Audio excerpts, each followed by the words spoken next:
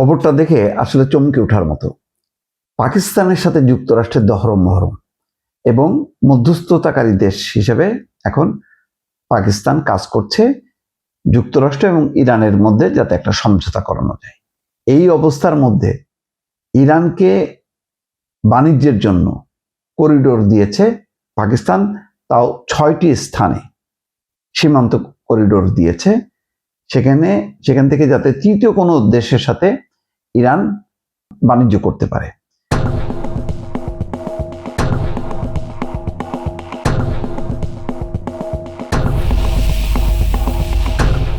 খবরে বলা হচ্ছে ইরানের জন্য একটি বাণিজ্যিক করিডোর খুলে দেওয়ার ঘোষণা দিয়েছে তাদের সাথে যুক্তরাষ্ট্র এবং ইসরায়েলের যুদ্ধবিরতিতে মধ্যস্থতাকারী দেশ পাকিস্তান।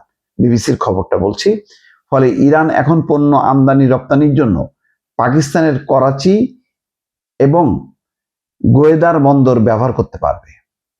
পাকিস্তানের বাণিজ্য মন্ত্রণালয়ের transit of goods through territory of Pakistan order 2026-এর আওতায় ইরানি পণ্যের জন্য 6টা রুট বা করিডোর খোলা হয়েছে। 6টা রুট বা করিডোর খোলা হয়েছে, চিন্তা করেন। এই করিডোরগুলোর মাধ্যমে ইরান এখন পাকিস্তানের বন্দর ব্যবহার করে তৃতীয় কোনো দেশে পণ্য রপ্তানি করতে পারবে।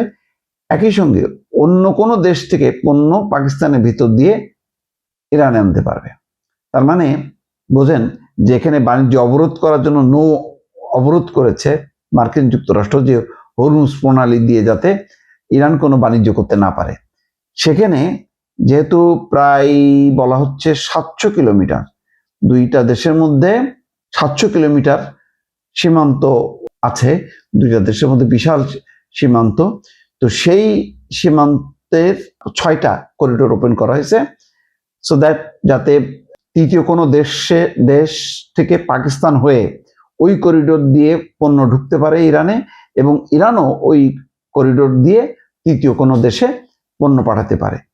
এটা একটা বিশাল সাহসের কাজ, এবং যুক্তরাষ্ট্রের জন্য বিষয়টা খুব অস্বস্তিকর হলো যুক্তরাষ্ট্র এখন আর এই অবস্থায় পাকিস্তানকে চটাতে চাইবে না। কারণ পাকিস্তান ভালো করেই জানে যে যুক্তরাষ্ট্র অনেকটা বেকায়দায় আছে।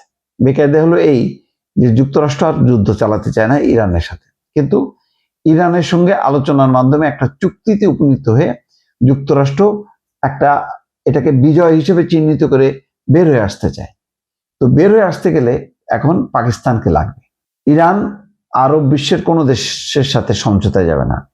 3টা দেশের সাথে তার নেগোসিয়েশন, একটা হচ্ছে মিশর, আর একটা হচ্ছে তুরস্ক, পাকিস্তান। এই 3টা দেশের মধ্যে পাকিস্তানের উপর নির্ভর করে বেশি ইরান, বিশ্বাস করে, এবং যুক্তরাষ্ট্রেরও এখন নির্ভরশীলতা হচ্ছে পাকিস্তান।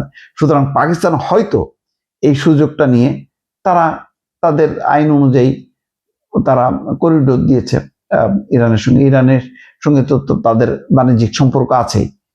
ফলে এখন করিডোর দিয়ে একটা সাহসী পদক্ষেপ নিয়েছে। এটা হয়তো পাকিস্তান যদি কখনো বেকায়দায় পড়ে, তাহলে কিন্তু যুক্তরাষ্ট্র পাকিস্তানকে এই ব্যাপারে ছাড় দেবে না। দর্শক।